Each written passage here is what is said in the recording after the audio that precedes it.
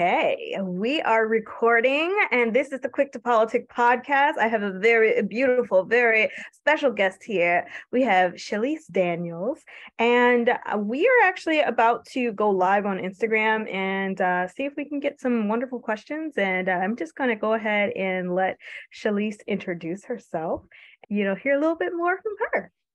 All right. So, hey, y'all, Shalece Daniels. I am Detroit born, raised East Side, and I became a real estate investor currently I'm a real estate investor. I'm sure we'll get more into my story, but I invest in Detroit, revitalizing my city as well as helping those who were disenfranchised, were not able to have ownership, or let me say this, ownership was stripped away from them during the mortgage crisis in 2008, 9, and 10.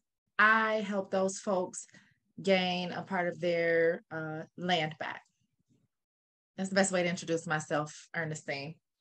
All right, I love it. I love it. And it's absolutely kind of like I think we've had a theme for the past, since we hit fall. I had on a colleague of mine I went to school with, and we were talking about Detroit's economic revitalization and talking about how inclusive that's going to be, and what Detroit has gone through as one of the only U.S. cities who've gone through the largest municipal bankruptcy, and now 10 years later is actually rebounding. And then there's a critical conversation that needs to be had over what ownership looks like in Detroit, and what are some of the barriers, and why those barriers are systemic and historical, and what we can do to overcome them. So yeah. So well, I hope I am hope I'm one of the cogs in the wheel of helping us revitalize on both sides, because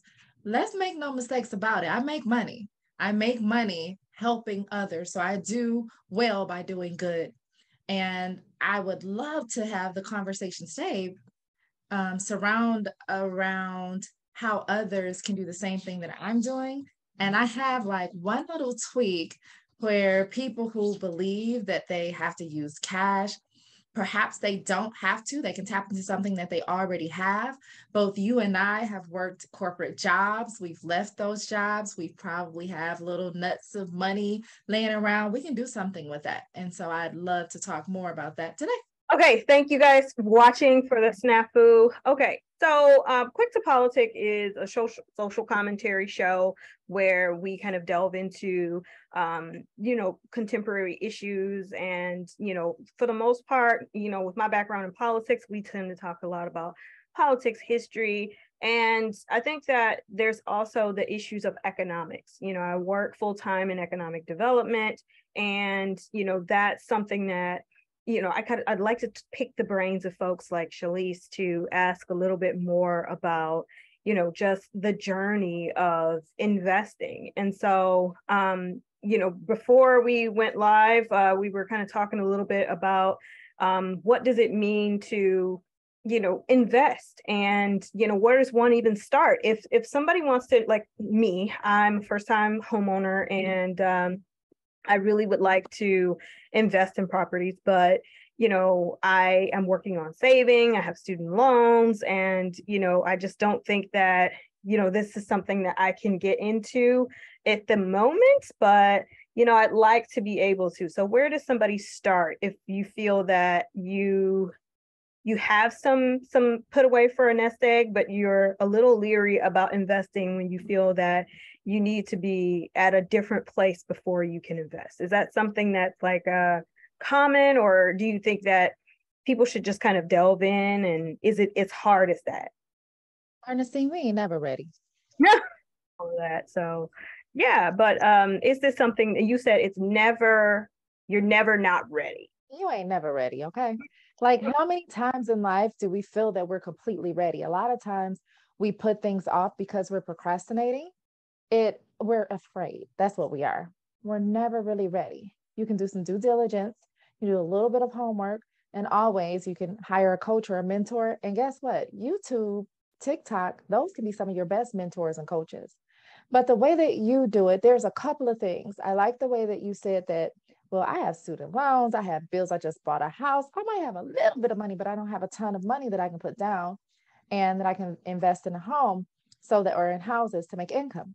Well, there's a couple things. One, if you have a retirement fund, so those who are middle age, I just found out, Ernestine, I just found out I was middle aged. My stepdaughter came in the house and we were trying to figure out which shows we had both streamed together.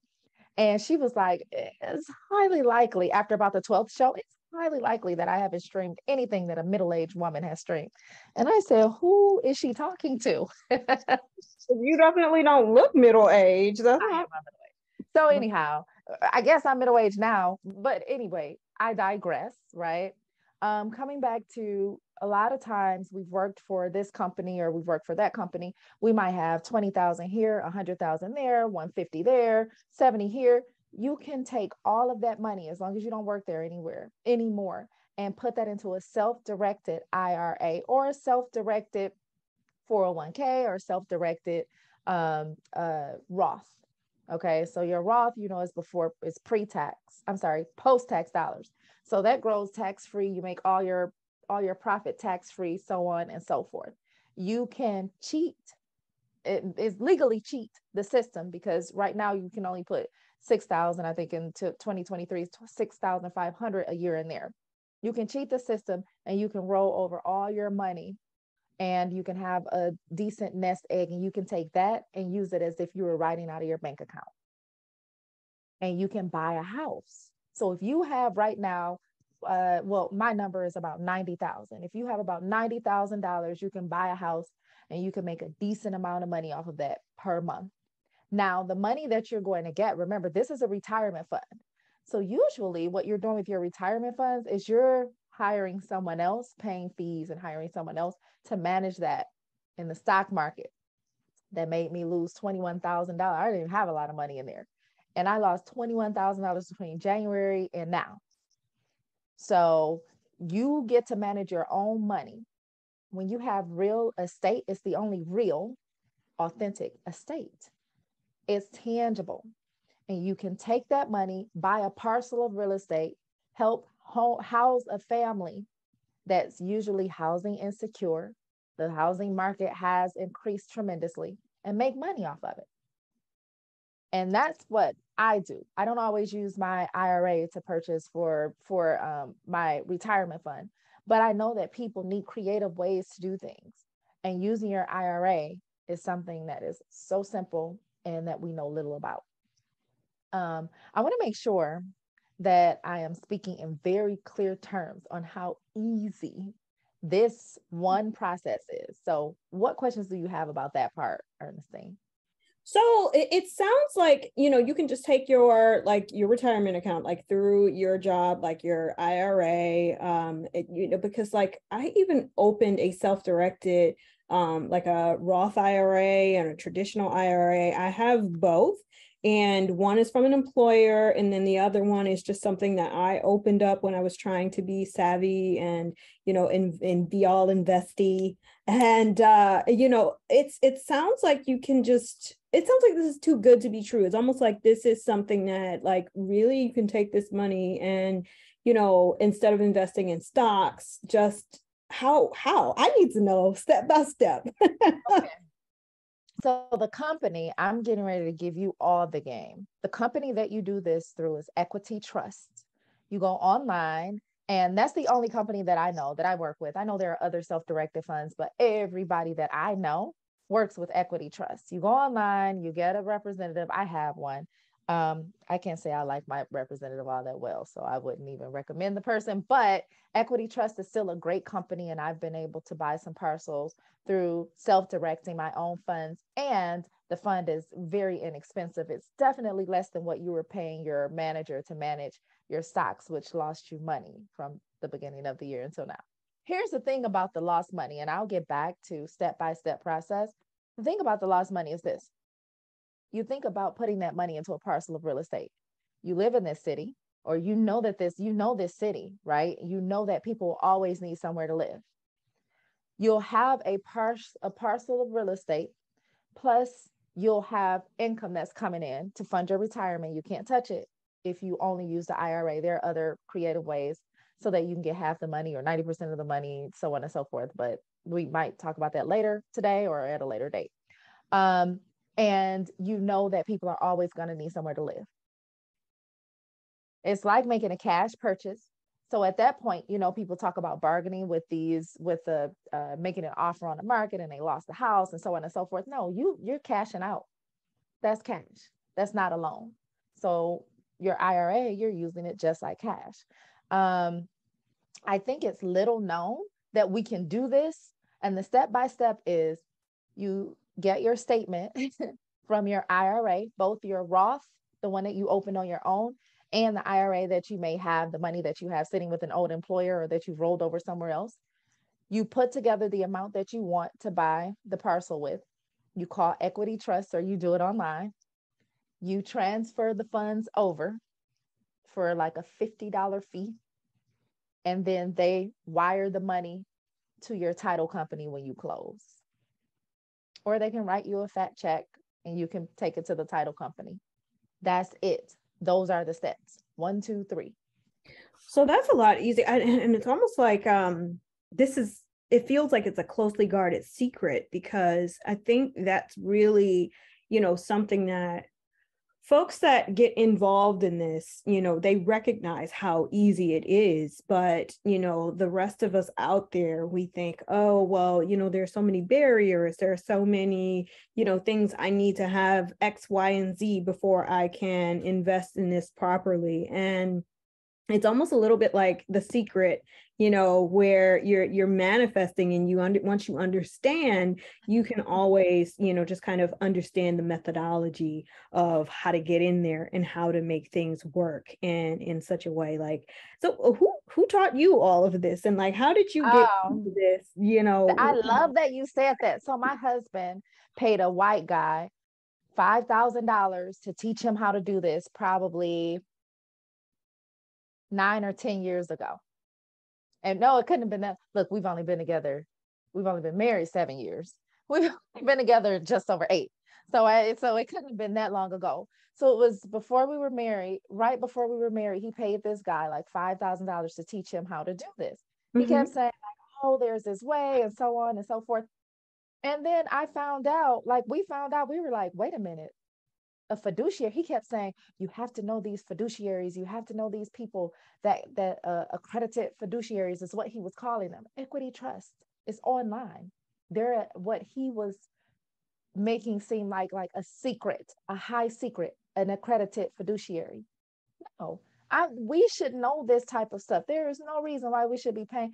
David said it was a room full of people in there getting this. It changed our lives. It changed the game for us. I don't need some. Real estate is what I know. Real estate is what I do. Real estate is what I trust since I was 19 years old. There is no way I'm going to let somebody sit behind a desk and push say, diversify your investments, but they're investing in this mutual fund and that mutual. They call a mutual fund a diversification. That's not true diversification. You're still counting on NASDAQ or whatever, No, thank you.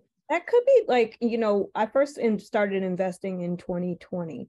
And, this is something that, I had like thousands of dollars that I managed to save. Like for the first time in my adult life, I was able to put away savings, and I started using, really great techniques that, allowed for me to, just kind of live below my means, and then to save, because of course my goal was to buy a house. And then the other goals were to put away nest eggs and recognize that.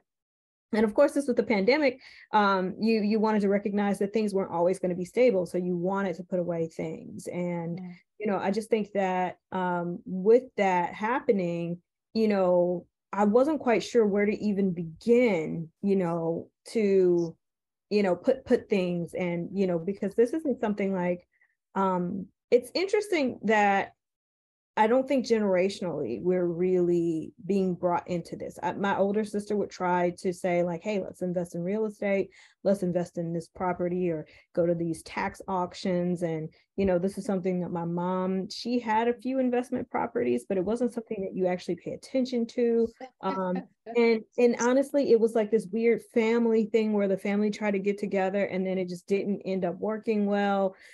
It wasn't as functional. And so I think there's a lot of generational trauma around even properties. Like, for example, my great grandparents had, a lot of property and things. And, I want to be respectful of like my family, but I do think that some of these opportunities and some of these things that they inherited were kind of squandered because these aren't still in the family portfolio anymore. And it'd be nice that if they were still around and we still had, those kind of things. And so speak to the trauma of like kind of like the barriers to entry when it comes to even getting into these, kind of into the world, into the right mindset, when it comes to, investing. Okay, so I want to say I handled the first one, which was tell me step by step how to do a self-directed IRA. I hope everyone got that step by step by step. If you have some money and somebody else is managing it, you losing money, you need to take control of your money and invest. Okay. The second question that you asked, well, and then I said there's another way for people like you who may have managed to save a little bit of money, but they don't have a ton of money that they can just go cash out. I got you. That way I'm going to help you out in just a minute. But now we're going to speak about, and I'm writing this down because I want to make sure like you like dropped some gems when you were talking. I felt my soul like Oh. pulled because the generational trauma, let me tell you what I felt about owning a home. Like it was a burden. I didn't feel like something was going to break and then you're going to have money and it's going to be too expensive. And then you're going to have to fix this and you're going to have to fix that. We weren't taught that a home is an asset and that we're able, well, let me take that back. I don't believe that your primary residence is an asset. That's just the way that I believe. Rich dad, poor dad, when I was 18 years old. Thank you very much. I believe that your investment, your second home, the home that you're making income off of, is an asset. But we weren't taught to then flip our money into assets. I mean, I was taught to buy a nice car or, buy a bigger house instead of buying two small houses. That's the way that I was taught until I read Rich Dad, Poor Dad. Thank God. I don't even know who brought that into my life. But thank God I read that at 18 years old. And then I figured out like, okay, buy two little houses and, instead of one big house. So yeah, the generational trauma. Where do we begin? I mean, do we think that we deserve? That's where I think the root is. Like, do we actually think that we deserve to have wealth? We think that we do, but deep down, are you like, oh no, I'm good. I got money in the bank. I don't need to show it on my body. We're good. Like, Right. how often are we saying that? How often are we doing that? Um, I've heard so many stories like yours, and I have mine that I can share with you as well, where the grandparents, they looked, they lived beneath their means like you did, right? They lived beneath their means, but they bought property and they bought property and they bought property and they bought it to give to their children. My grandmother did too. But then it became, they did that, but I'm not sure that they also were able to explain the meaning behind the value and what it would get you in the end, because I don't even think that they knew. It may have been a guttural instinct where this is what you do. You buy this property, you have wealth, you hold on to things, you don't squander your money. Now, you asked about generational trauma, and then you also asked about it was one other thing besides the generational. Well, I mean, I think I kind of wanted to touch on something where it's just like you don't necessarily know. There's not enough like financial literacy, and there's not enough literacy around like what to do with the resources that you're given. Because like in the case of my family, like my mother was the one person who kind of understood like the value, and she tried to keep her grandparents, it's her grandparents, so my great grandparents tried to keep their house as long as she could. But it was just like there were so many other barriers, and so, her and my dad, they bought a house.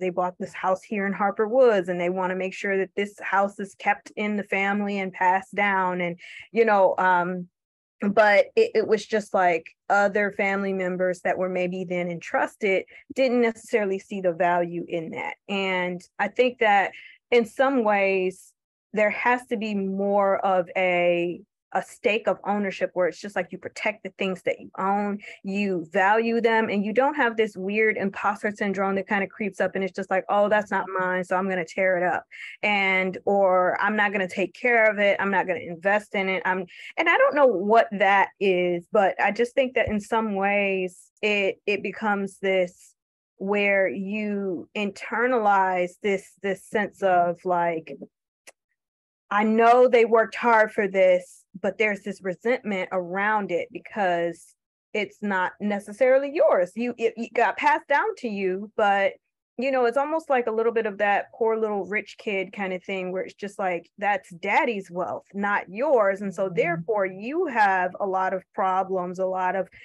things that are just, going on because you haven't necessarily worked for that thing, and how can you truly fully appreciate it? And I think that could be the root of what happens when folks inherit grandma's house. Ooh. So yeah, I don't know. That kind of came to I love it. No, I love where we're going with this, because I think another piece of that, Ernestine, is that in school we're never taught the difference between an asset and a liability. We're never taught, or we were not in my age group, and I think who you're talking about are those in our, kind of different age groups, but we weren't taught that we need to get assets and never sell your assets. We weren't taught that buying those Jordans are a liability. Buying that, jacket is a liability. Walk out of that mall, those things are like worthless each day after you take a step. So after you take a step, right? And so I think, and I'm gonna go to the daddy may have passed the house down, or granddaddy may have passed the house down, but their granddaddy or daddy explained to you that this is an asset and you never sell this asset. It's such a bad mouth. Do you know I almost said the F-bomb? I was like, oh, that's right, I'm on Ernestine. Stay clean. So no, listen. Like, hey, I encourage people to be yourself on and it's the honest truth. I'm gonna tell you this. My husband and I have instilled in our kids, blended family, never sell a fucking asset. Never sell an asset. For what? Unless you're buying a bigger asset, something that can make you more money than that asset is making you. Never sell a fucking asset. Why? So I think part of it is that we don't learn the value, which I'm using a different word that means the same thing, that it's an asset, and the assets are meant to make you money. Assets are meant to grow. Assets are meant to make you better, to help you do more. And it starts, to me, mom and dad can teach you, but the school system, they fail. They completely fail. They're telling us to get all of this education and to get all of these degrees and to pay all of these loans back. But next to that, it's not either or, it's both and. I need to have these degrees and I should do this and I should do that. And maybe I can get a great job. But then what am I going to do with that money, sir, ma'am? Are you teaching me what to do? Once I make this money, you're telling me to make all this damn money and pay all this money for these damn degrees. But then are you telling me how to even pay those fucking stupid student loans back that have been being forgiven for, I don't know, 2 years now? Exactly. And so okay. So you're hitting on something that's very juicy. This is some juicy gossip now, everybody. We are getting into some juicy stuff because a few months back I made a post because I don't think I remember that post. A post talking about, kids, hey kids, don't go to college, go out there and hustle. It's like, it's not going to be a return on your investment. And there were so many people who were just like, no, education is very important. Don't tell people. How dare you tell people? And like, you're an elected official. I'm like, first of all, I wasn't an elected official at the time. And it's just like, no, people need to recognize that. I wasn't saying that for, the sake of oh, education is evil. But I just think that the way our system is set up, where you end up inheriting so much debt, and then you don't get a return on that investment soon enough. And the way that the educational system is set up is, kids are going into school, they're not getting into like apprenticeship programs, they're not getting mentorship, they're getting an art history degree and then going off expecting to make, more than $40,000 a year. And, that's just not going to happen with, degrees in oversaturated industries, and not recognizing that some industries are going to be more profitable directly after graduation. Others are going to require more mentoring, more internships, more work on top of that work. And not everybody is cut out for just like that college life. You're going to go and you're going to get all this debt. You're going to, just end up worse off, as opposed to getting a trade or, having a side hustle and, having more of an entrepreneurial mindset. I think is really, you need both, is essentially what I was saying. And I think yes,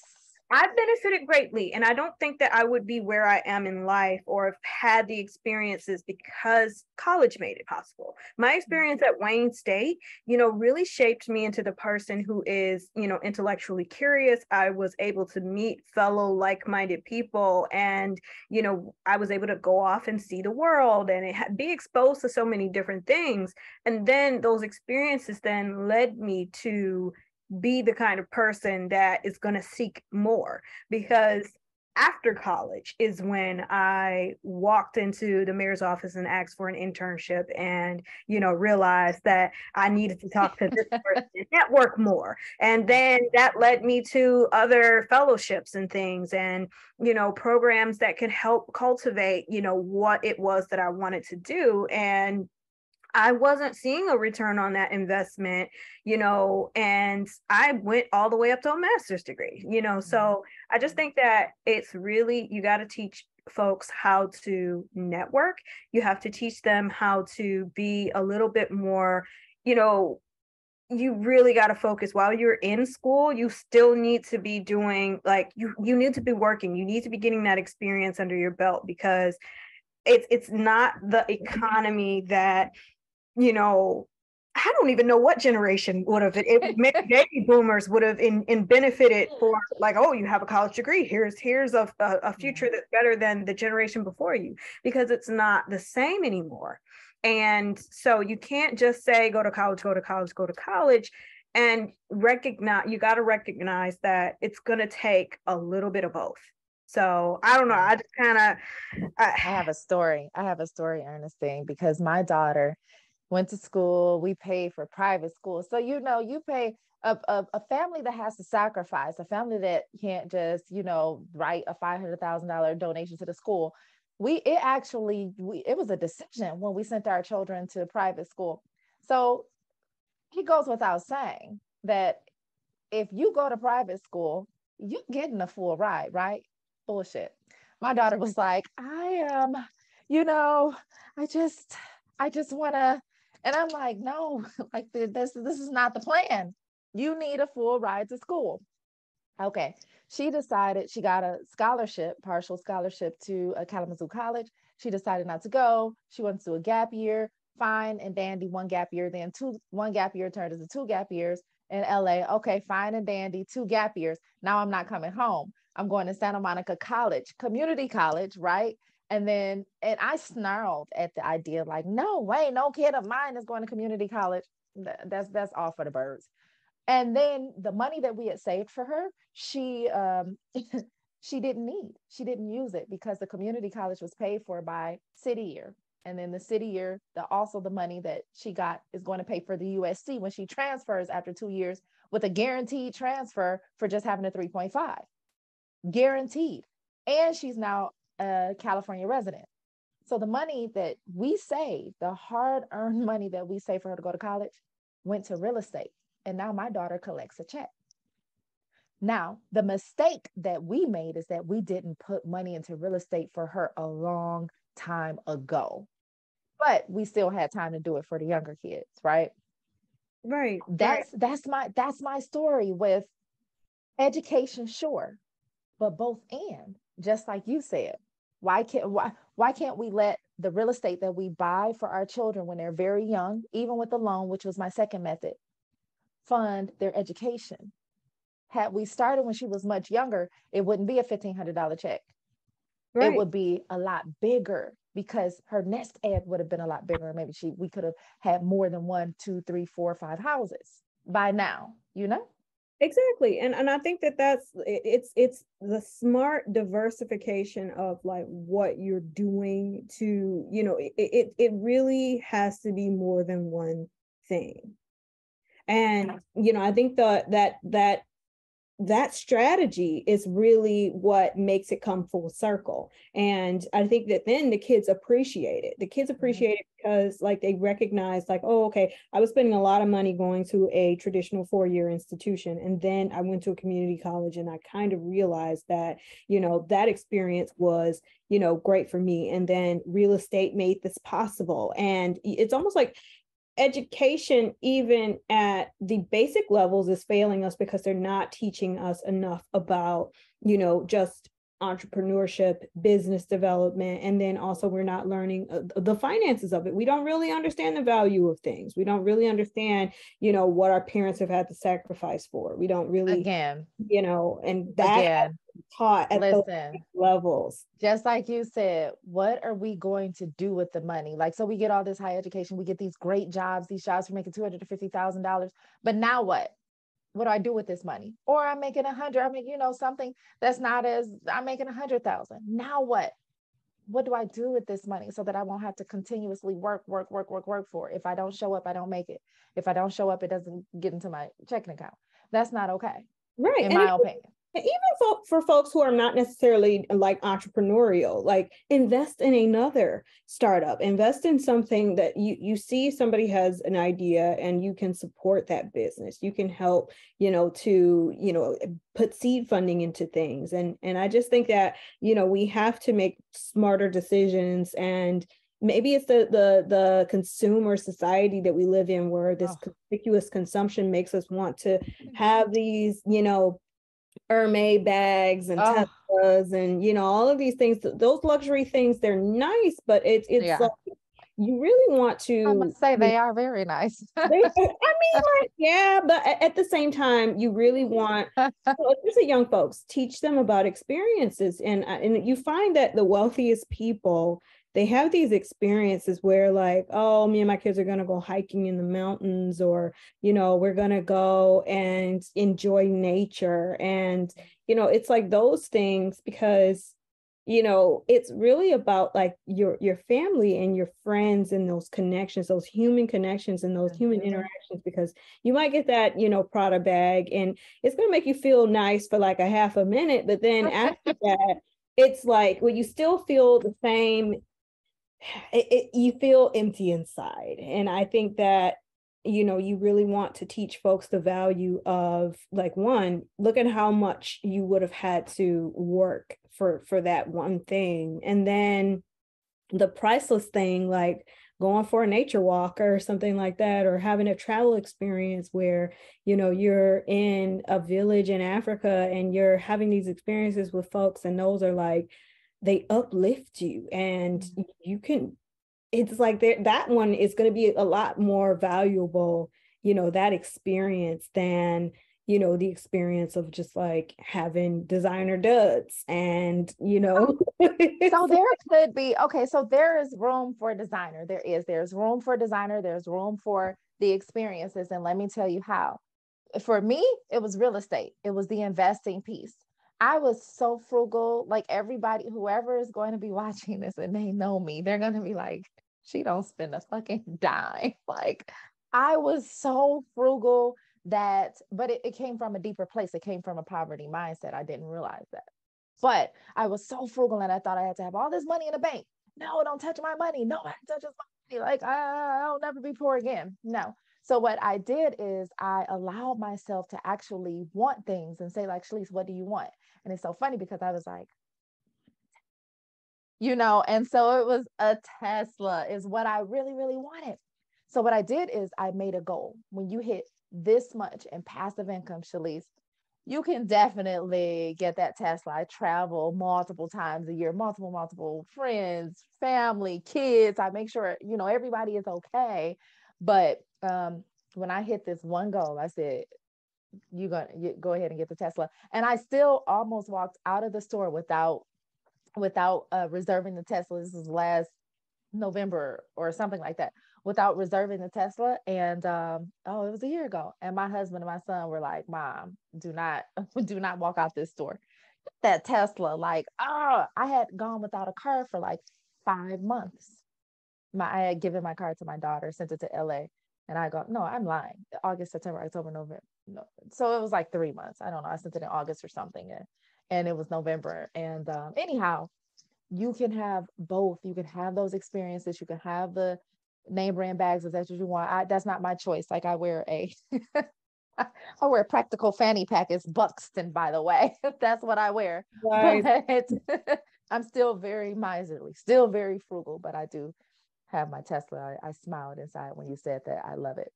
No, because like that's the thing. Like we live in a country where, you know, when you're religious in America, you subscribe to the prosperity gospel.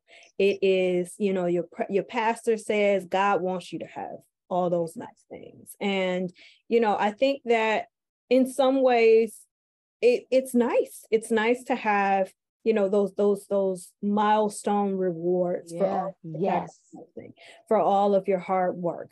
And, you know, it's kind of funny that you mentioned that, because, you know, it can be a little bit of hypocritical, because I'm like, okay, you want to be frugal. You want to understand that it's important to sacrifice. You want to understand that like those things aren't going to be the things that are going to make you happy long term. But at the same time, we do want nice things.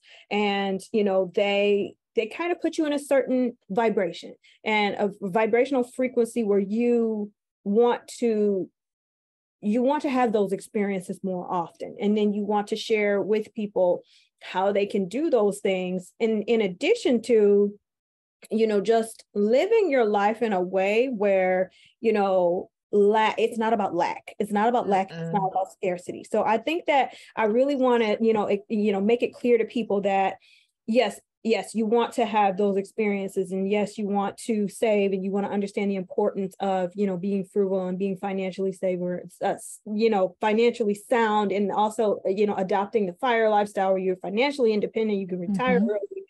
But I do think that when you vibrate on a different frequency, and, you know, I'm getting into my new age. I know, I love it. I was like, yes, Ernestine, yes, tell them. Actually, right in front of me is my 2023 vision board. I'm actually getting started on it right now, because I realized like 2022 for me was chaotic. And I think that it was because I didn't make a vision board.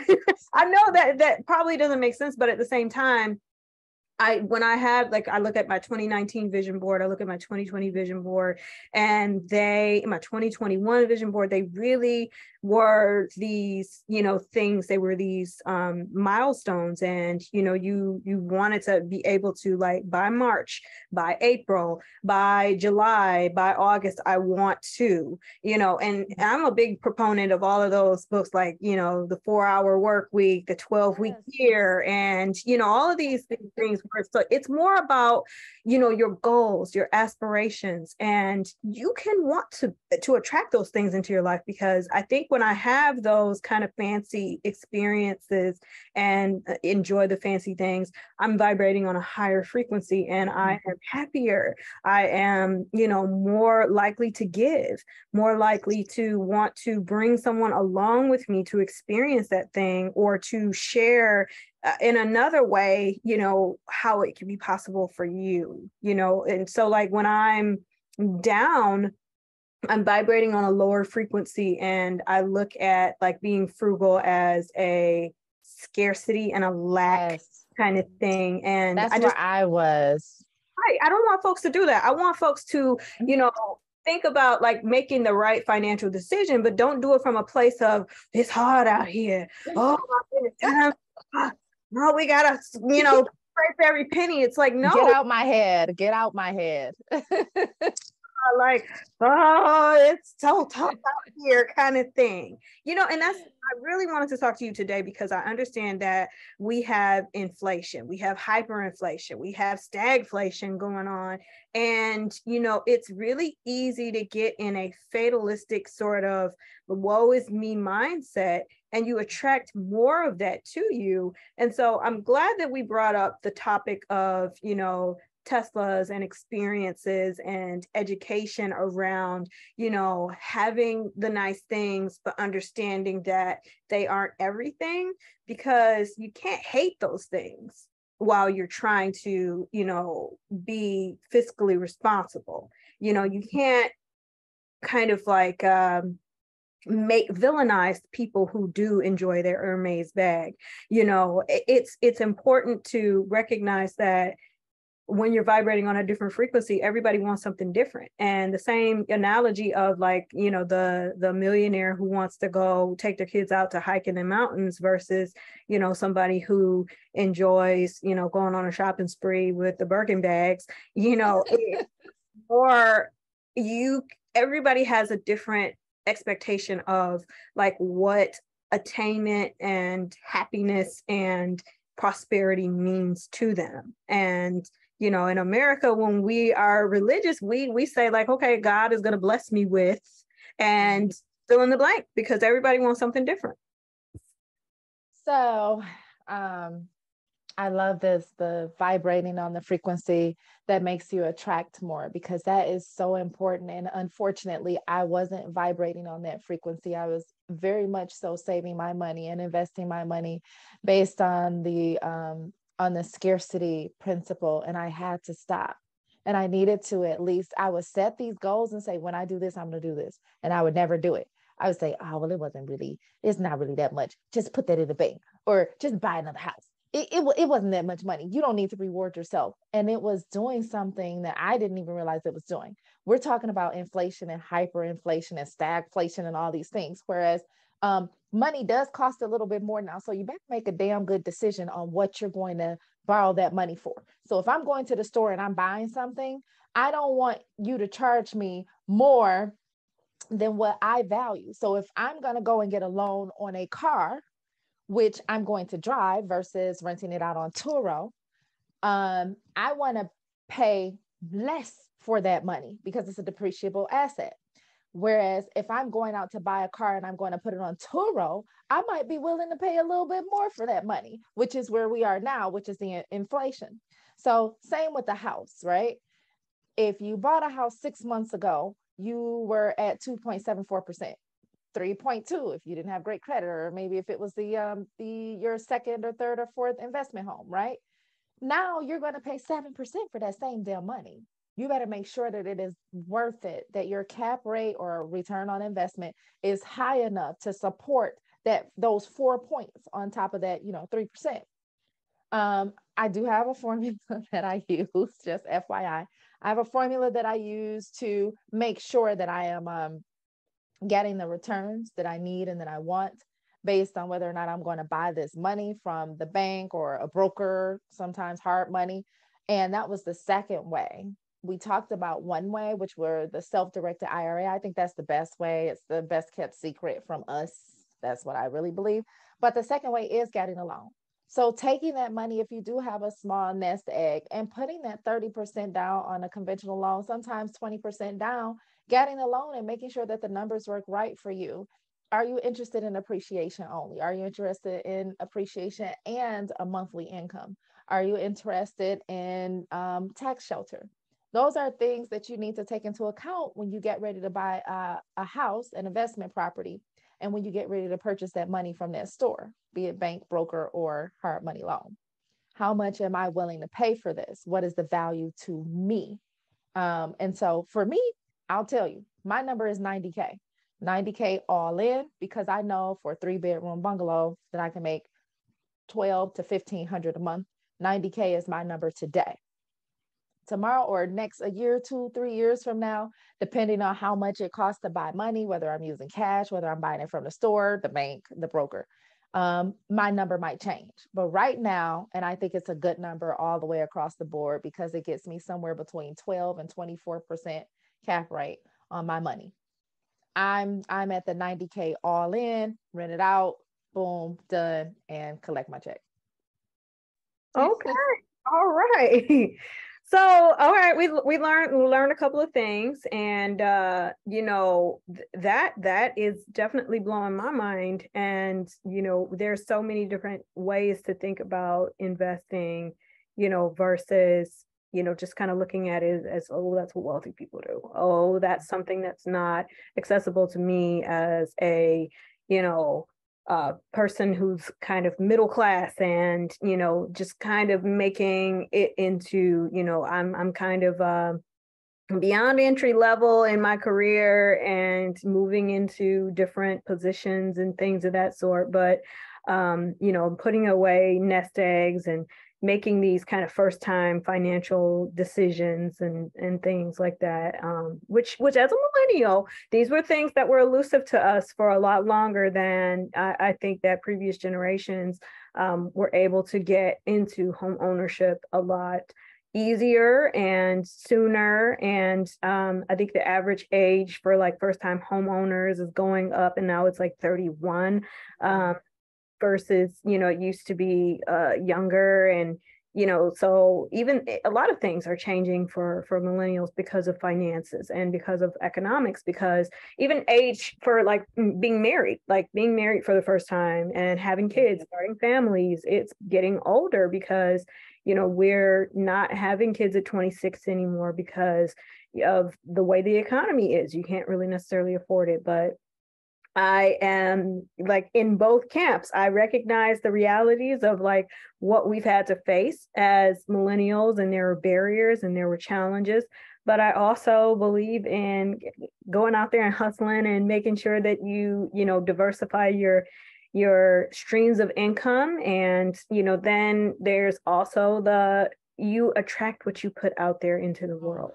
And I'm really glad we got to talk about that, because like I said, like when you fail to plan to fail.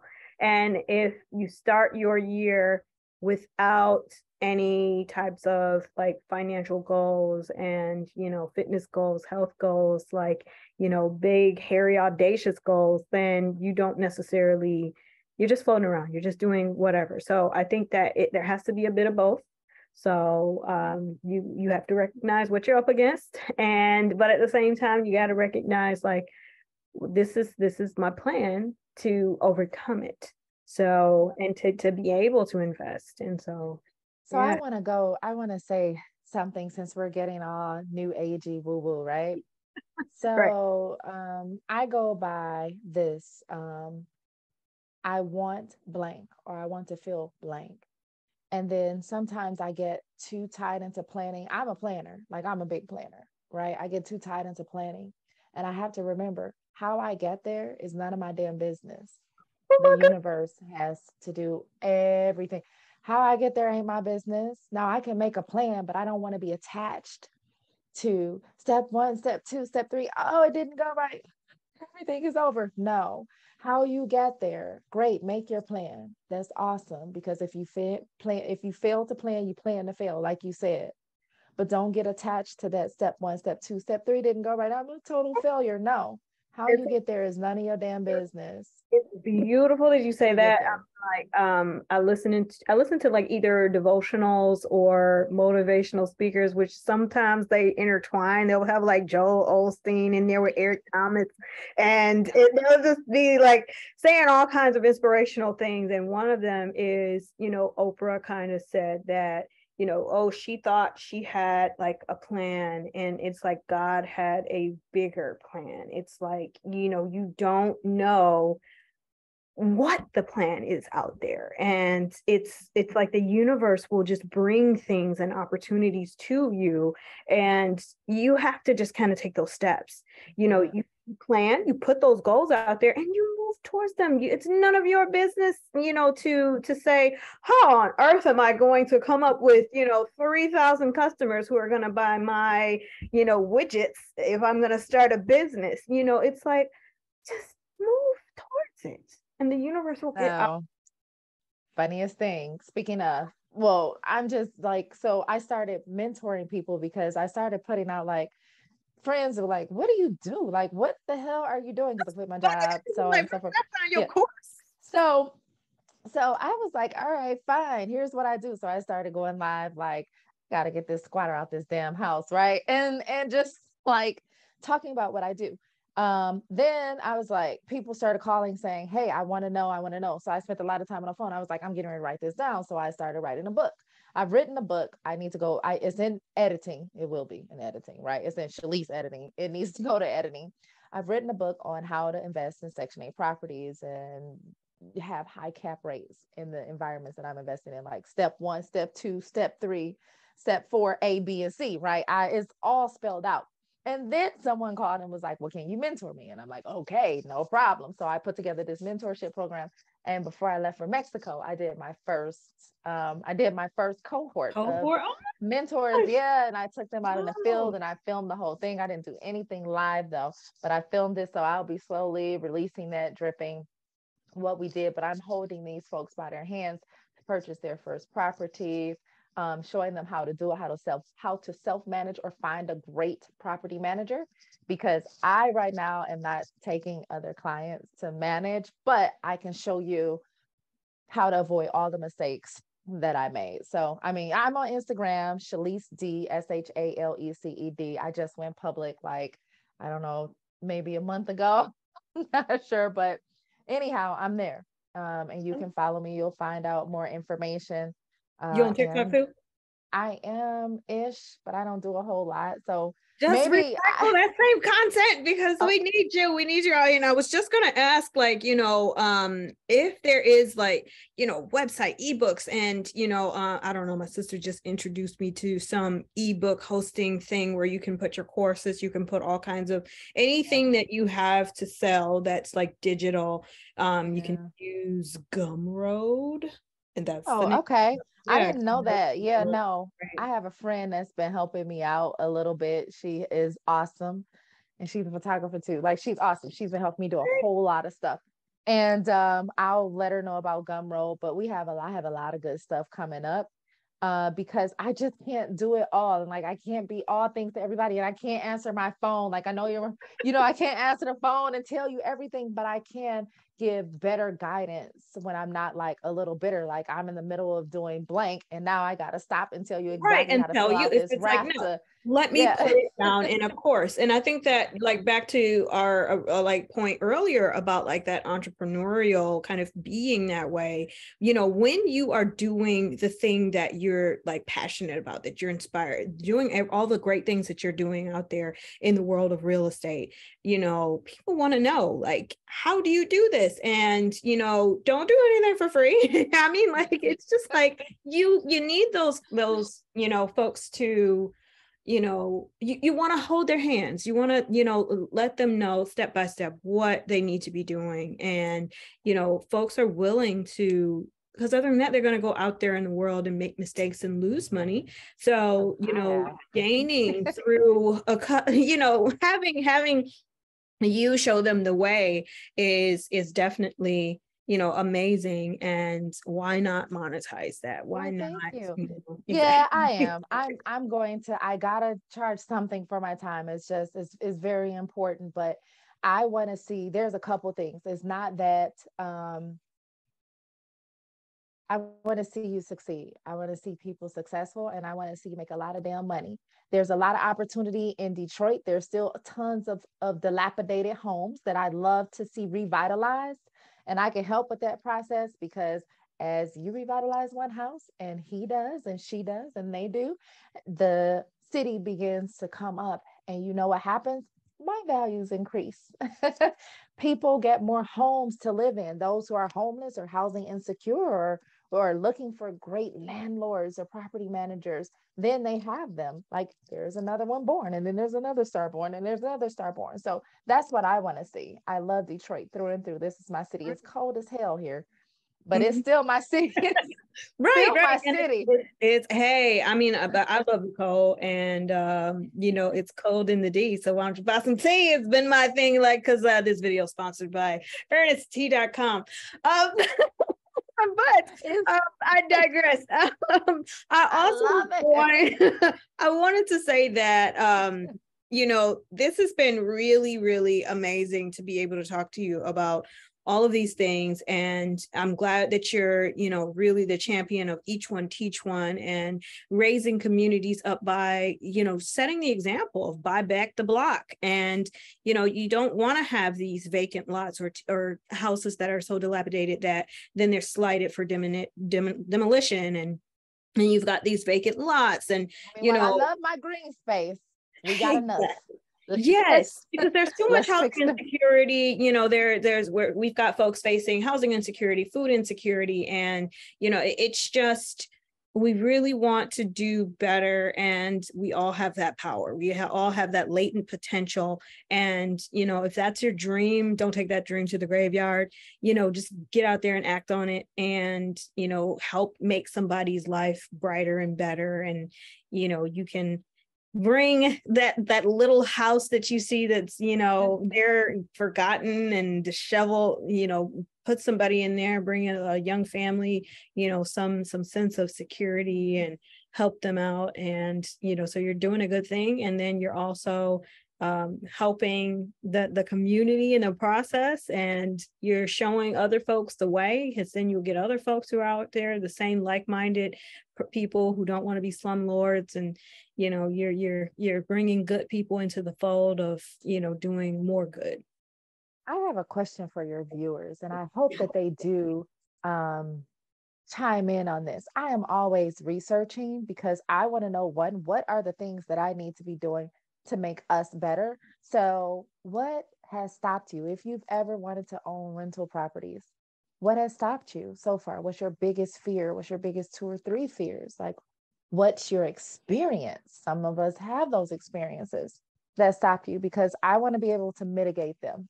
I want to know what they are so I can help you avoid, go around, Right. slam through them, trump on top of them, whatever it is. I want to know.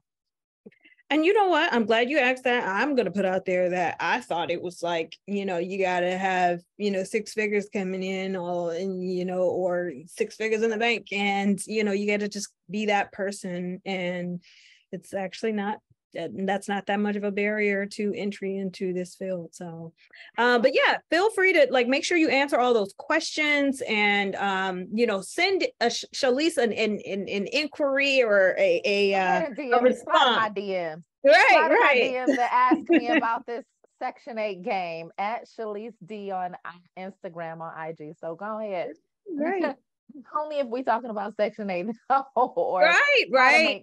How to make money. I mean, I'm all for it. I love it. I want everybody to win. Like Issa Rae said, I want all Black people to win, but I want everybody, women in particular, everybody. I want everybody to win. Right. And I really think that it has to be more about uplifting everybody, because, there are a lot of folks who, Black, white, no matter what, they kind of have this mentality of, I can't do that. And, I think that when you elevate everybody, like a rising tide lifts all boats. And when there's less of a kind of divisive mindset out there, then everybody succeeds. And, we're all with it. Right. Exactly. I'm with it. Listen, if it's for my city or cities like my city, I am 100% for it. I know the clients that I serve are traditionally white males who are not from the city of Detroit. And so who I've managed properties for and brokered deals for, so on and so forth. I want to see some other people in that space. There's room, more than enough room for everyone. I want to see others in this space. There is room out there for everyone.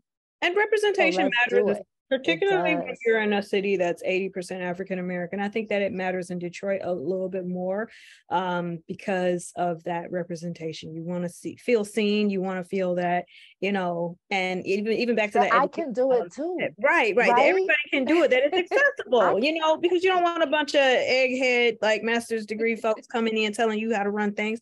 It's just it has to be, when we talk about equity, everybody needs to have a seat at the table, and that it's do it too.